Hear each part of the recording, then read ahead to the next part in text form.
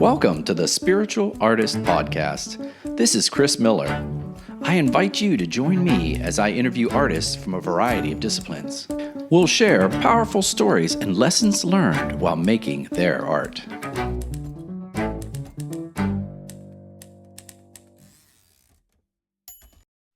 Have you ever wondered how I equate making art with self-growth and spirituality? Well, if you listen and stay tuned to this podcast, I will explain to you a way that you can use your art to help you grow and manage your thoughts. Good day, spiritual artists. This is CJ Miller, the host of the Spiritual Artist Podcast. It has been a little while since I've done a recording on YouTube, but I wanted to share this with my artist followers as well as my podcast followers. Yes, that's right. How do we manage our thoughts? So I want to share this with our listeners. I had a rough night last night. There's so much going on in the world, and I do consider myself a bit of an empath, and sometimes I feel it. And I should never look at things on the phone or social media before I go to bed. Long story short, and I'm sure everybody on this line has experienced this, where you wake up in the middle of the night and your mind is just racing. Thoughts and thoughts and thoughts. And then those thoughts turn into feelings, and then those feelings turn back into thoughts. It's kind of a vicious cycle, isn't it? Sometimes you'll feel something, and then you try to find what thought was behind it. Well, I got up this morning, and as I do my morning spiritual practice, I decided to pull out my old book, The Spiritual Artist, and I went back to a chapter on monitoring our thoughts. I wanted to kind of revisit what I wrote several years ago about how we as artists, as creative people, can learn to watch our thoughts.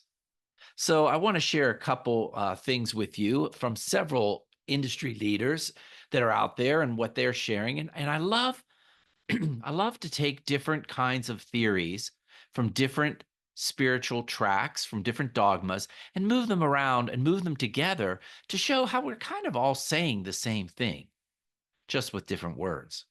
So, first, I want to share with you last night when I wake up in the middle of the night. Sometimes I'll go find a video to listen to on YouTube, and usually someone else's thoughts will override my thoughts and calm me down. And I went last night to listen to Eckhart Tolle, and he's really big on this. First, I will tell you early on in his book, The Power of Now, he spoke about watching your thoughts.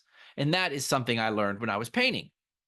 So I would be painting, and I realized that sometimes in the studio, I would make a beautiful piece of work, and then other times it wouldn't be so great. And I tried to realize, what's the difference? I mean, after all, it's me, it's the paint, it's the easel, everything's the same. But is it? And what I realized is one thing is not the same. What I was thinking. What I was thinking and feeling when I was creating that work. And so I started watching what I was thinking. And I realized that when I had a bad day at work, it was often because I was thinking negative. I was thinking fearful thoughts. I was frustrated with my employees at the time, or I was thinking about my family or an argument I had with my sister, whatever it may be. And it affected my work. So Eckhart Tolle talks about this wonderful thing. He talks about presence. How are we present? It's a really interesting concept, isn't it? Learning to be present in the moment. And so what he says, what he believes is that when you're having these thoughts run through you, like I do in the middle of the night, causing anxiety and fear, how can I practice presence? And first you have to just realize that be the watcher, right? Be the watcher of your thoughts. Be the watcher and realize, oh, right now, what am I focusing on? That seems simple enough, but there were many years in my life where I didn't even notice what I was thinking about. I just thought it and acted, never making the connection that what I was thinking actually affected what I was doing. Like I said in my book, The Spiritual Artist, that's one of the ways that you can calm down your mind and be more creative. So the other thing that was really key is talking about you've got to stop judging those thoughts. If I sit there at night and go, that's wrong that I'm thinking that, or that's good that I'm thinking that, it pulls me. I just need to observe it with curiosity.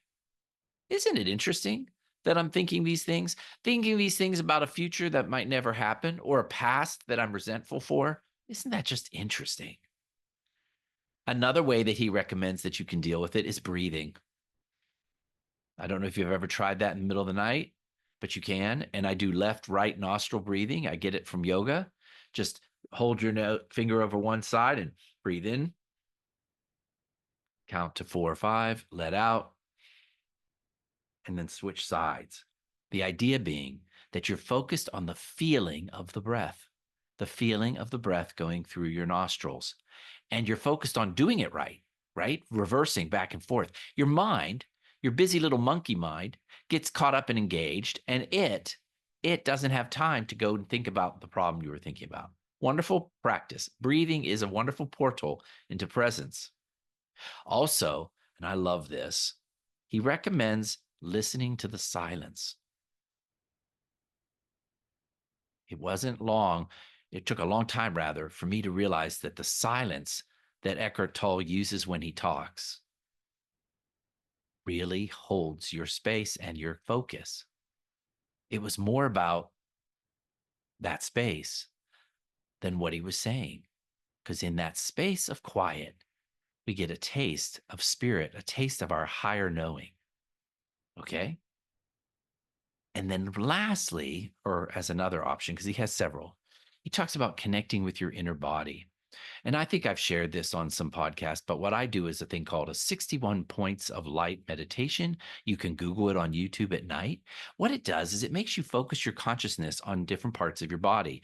And so you project your thoughts, your consciousness on a thumb, and then the next finger, and then the next finger, and then the next finger, and then the next finger. All this is designed, it's like you're doing a checkpoint of your body. You're consciously putting your mind into your body. Interesting, right? You're actually projecting your consciousness into your body, and it's like you're lassoing down that monkey mind. It's like you're tying him down and saying, "Stop dancing.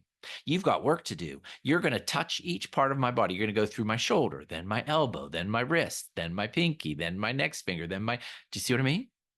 So I'm not going to break that down and explain the whole thing in this podcast, but I would tell you to do a search for 61 points of light meditation, and you will find that. So let me talk to you about a different influence because I said earlier, I like to jump back and forth. I like to listen to all sorts of different dogmas and theories and kind of come up with my own process. Father Richard Rohr, he's in the Center for Action and Contemplation in Albuquerque, New Mexico. He sends out a newsletter and I signed up for it. I recommend it. It's free, it doesn't cost you anything. He sends out a newsletter summary with 5 really moving quotes every week. Check it out, go to their website. And this one came in this morning, which is really ironic, isn't it? It came in right after I had this night of my mind racing. He said this, and he uses a word called contemplation. Are you aware of it? Anyway, quote, most people think they are thinking. In contemplation, we move beneath thoughts and sensations to the level of pure being and naked awareness. Now, let's break that down. What he's saying is that when people think of contemplation, they think, I'm contemplating that decision. That's the common term of contemplation. But he has kind of moved contemplation to another level. His form of contemplation is like Eckhart's form of presence. Very similar. It's a place where you move beyond your thoughts, where you're just aware of the silence, where you hold a space of love, where you hold all those things together, non-judgment, being in the present moment, just reacting to what is. He calls that contemplation. Now, I do recommend this. I am about to introduce a new book. It's going to come out shortly, and it's a book about parables. And I'm going to ask people to read one of these stories every day for 40 days in the morning and contemplate on it. So I highly recommend contemplation in the morning. But what he's saying is contemplation is not thinking. When we think, we're wanting our mind to do some work. We're trying to figure it out. We're trying, why? Why is this happening? Why am I experiencing this? Why do I feel this way? Stop. Do you hear that? Stop. Stop trying to figure it out. Just step into present awareness. Step into contemplation. Be a spiritual artist. Get out of your mind, into your body, and just be present. That's the trick. That is the trick. So I was telling you earlier, if you want to see why I think creativity and painting or making any form of art can be a spiritual practice, here's an exercise I want you to do. I am challenging you to do this week. I want you to get a piece of paper and put it in your studio. Whether you do clay work, painting, writing, whatever, I want you to have a separate piece of paper in your studio and I want you to label it parking lot. Put it to the side. What you're going to do and what you're going to practice, and what I talk about in my book, is practice watching your thoughts. I want you to go into the studio and start painting like you normally do.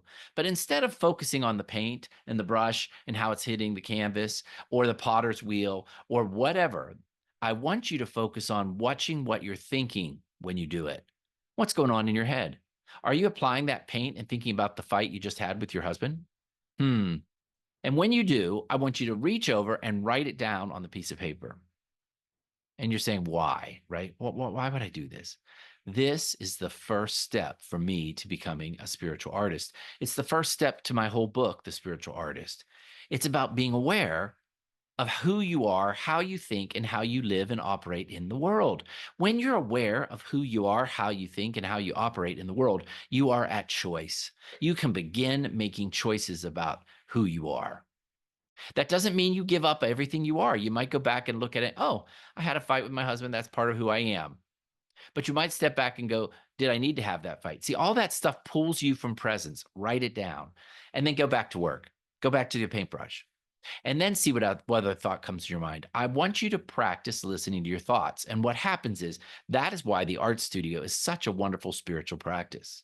In the art studio, we learn to be consciously aware of who we are. Not only do we learn, oh, what happens when you mix red with blue, or when I use a straight edge brush as opposed to a filbert brush, but you also have to watch how do you think? How do you deal with problems? How do you react to a canvas? What happens if you go into the studio after you just had a fight with your husband, as opposed to what happens when you go into the studio after you just had a wonderful breakfast with your husband and a loving, kissing, hugging morning? What's the difference? How does it affect the way you work, what you bring to the creative process? I want to remind you, there is no right or wrong. There is no right or wrong. I'm not telling you that you can't go into the studio when you're angry. I'm not telling you that you can't go into the studio when you're anxious. I'm just telling you to be aware, to watch yourself. And so when you wake up in the middle of the night, you'll start realizing, what was I thinking? What woke me up? Was it a dream? Was it a thought from the day? Was it something I watched while doom scrolling earlier before I went to bed? And then you can say, well, maybe Chris, maybe CJ, you shouldn't be doom scrolling right before you go to bed. Maybe this is not an action or behavior that aligns with who you want to be. That's when you become at choice. That's how being a spiritual artist puts you at choice.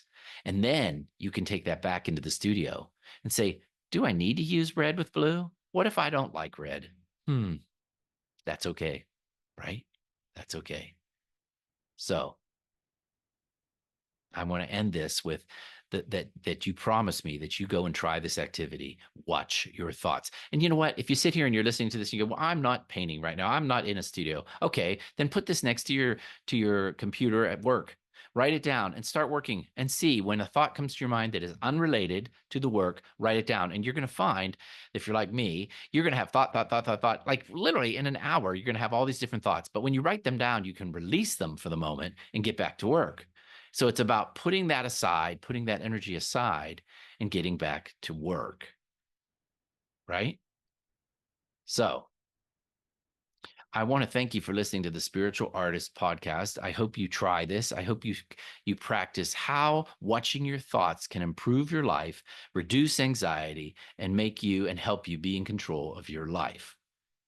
And I do recommend checking out Eckhart Tolle or checking out Father Richard Rohr, both wonderful leaders, wonderful, intuitive, aware people, and you'll learn from them. And then come back to me and share their ideas. I love it. Anyway, you have a great week being present in the studio of life. Talk to you soon.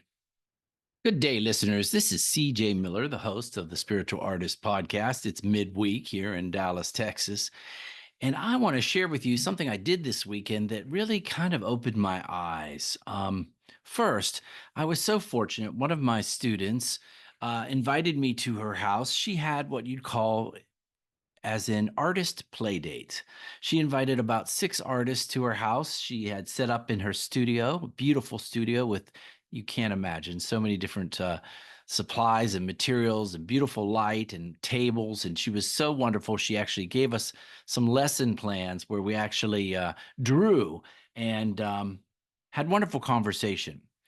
The point being, I realized something when I was there, something that was sadly missing in my life.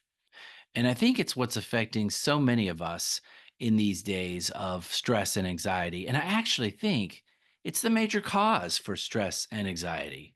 So let me tell you about my path to this realization. Let me tell you about my path to this realization. Oh, this is months ago. Months ago, I heard a clip on Oprah, one of her podcasts, and she was interviewing a guy named Arthur C. Brooks. And he was talking about social media. And he says this, I quote, social media is the junk food of social life. And what he meant was it gives us the feeling of connection. It's sort of like when you go to McDonald's. You feel like you're getting a whole meal. It's all packaged and you have all those different items. You have your burger and your fries and your drink, and you eat it and it tastes good. You think it tastes good. But 40 minutes later, you don't feel so good and you're not really getting the nutrition that you need. You're not getting the nutrition you need. So, how is uh, this social media the same? Well, when we get on and we start doom scrolling and looking at social media, we get so wrapped up in what's going on. So, first, it pulls us from center.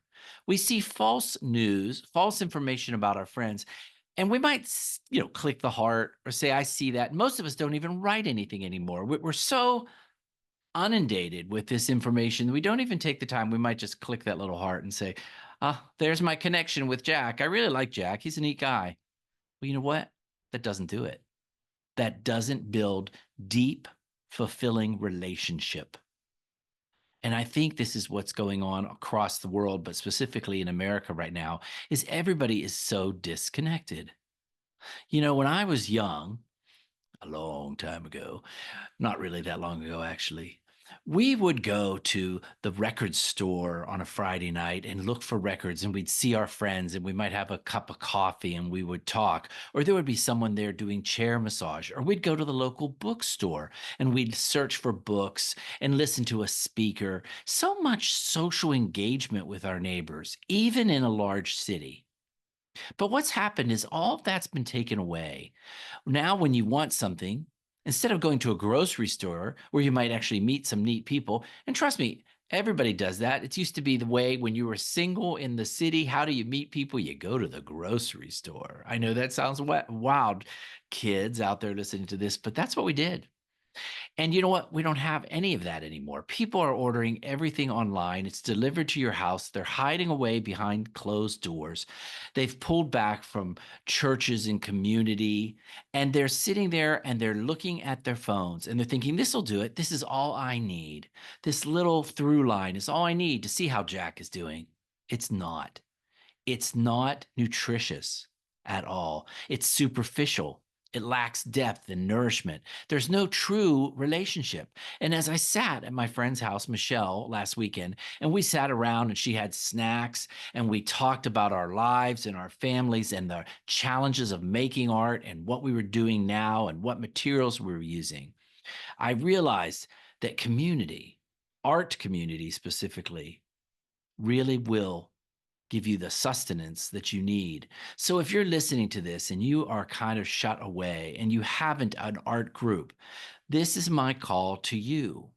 This is my call to you. I want you to make an effort the rest of this week and this weekend to reach out to someone. And instead of texting them, oh my gosh, right? Even texting, we're not even talking and hearing the real voice anymore.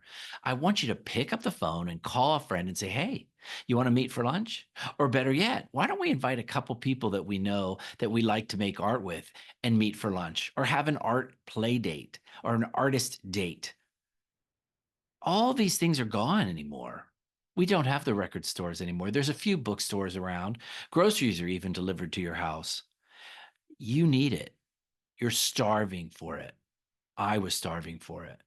And even though I'm a teacher, and even though I do retreats several times a year, it's not enough. It is not enough. So I'll tell you, one of the things that I'm working on is I have put together a group that will start in August. If you're in Dallas, Texas, you can take advantage of this, but I'm also going to film it. It's not the same though, folks, but I'm going to start what's called the Creative Spirit Community.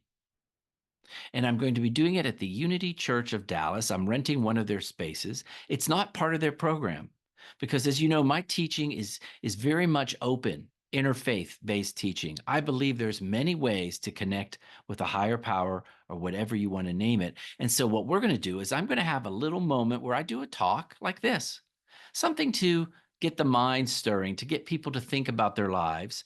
And during what I call the Creative Spirit Community, you can listen to that talk, and then might do a little meditation, and I'm going to break people up into groups.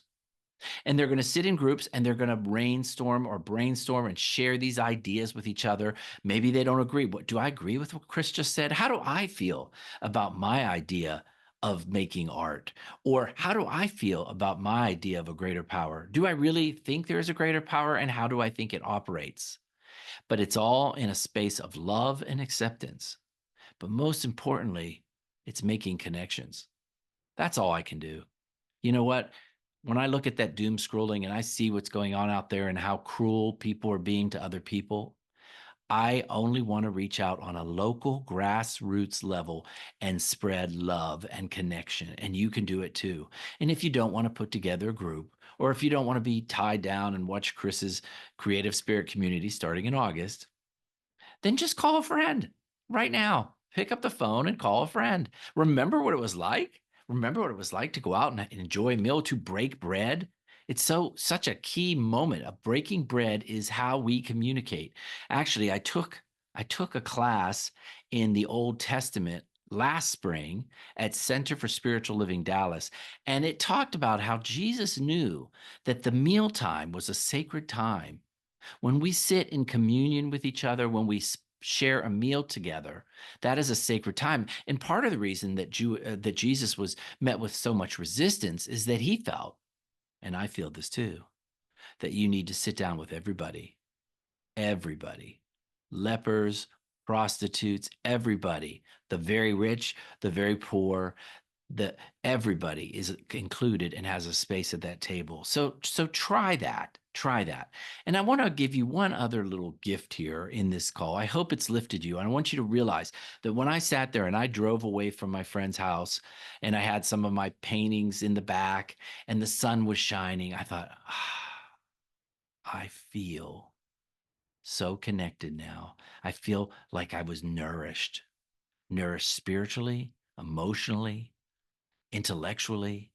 That's what it means to have community. So start thinking about, how can I get community back in my life? Maybe you don't order from those big chains online. Go down to the store.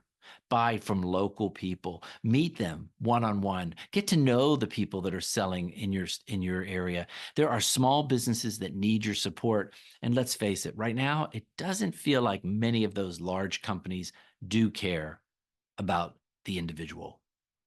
So one other thing I'm going to offer you is, if you want to put together a group, a discussion group in your neighborhood, I will give you some complimentary copies of my book. I have slated 5 per group. I'd be glad to mail them to you. My book, The Spiritual Artist, it's on Amazon.com. You can sit down with the group and you can use the chapters. You can read a chapter each time you meet and then talk about it amongst yourselves. There's exercises at the end. Or if you don't want to do that, just keep following me. Go to my website, spiritualartisttoday.com, register for my newsletter, and you will know when I start my Creative Spirit Community. This is about the Creator in you. How do we create lives that work for everybody? How do we create lives that matter and that are nutritious and that help each other? So many options here. Pick up the phone right now and call a friend and schedule lunch. You can listen to my gathering group when it starts in August, or come personally. It'll be at the Unity Church of Dallas. Come by and sit and enjoy interaction with people. Or you can ask me for some copies of my book, and you can create your own mini book club. Spiritual Art Mini Book Club. And I'm here for you. I think it's worth it. That's why I wrote the book. I really do believe in helping each other, and that's all that matters. It doesn't matter about profit or selling the book so much as getting the message out and making the world a better place, a place that supports and operates through love. So I hope that you keep following me on this podcast. Share it with your friends. Get my name out. Go ahead and share it. Talk about it. Talk about it with your community groups. But most importantly, stop being alone. You are not alone. None of us are truly alone, but we have to reach out first. Have a great day. Keep making art. And thank you for being a spiritual artist. Talk to you soon. Thanks again for listening to the Spiritual Artist Podcast. Whether you're watching this show on Apple Podcasts, Spotify, Google Play, or iHeartRadio, make sure you choose the subscribe button so that you will receive updates when new segments are released. Most importantly, be still, listen, and know that you are a spiritual artist.